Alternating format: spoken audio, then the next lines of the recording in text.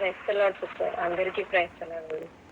Sister నేను ఇప్పుడు function కోసం మా జ్యువెల్లరీ మొత్తం అన్నీ బ్యాంక్‌లో ఉంది సిస్టర్ ఇంకా మా ఊర్లో. ఆ ఫంక్షన్ కోసం విడిపించుకొని మళ్ళీ పెడతామని అమౌంట్ ట్రై చేసాం సిస్టర్. 5,00,000 ట్రై చేసాం. అసలు మా వదిన వాళ్ళ దగ్గర అడిగారు. మా హస్బెండ్ వాళ్ళ అక్క వాళ్ళ దగ్గర. వాళ్ళు ఇప్పుడు లేదు అని చెప్పారు. డిపాజిట్ చేస్తామని.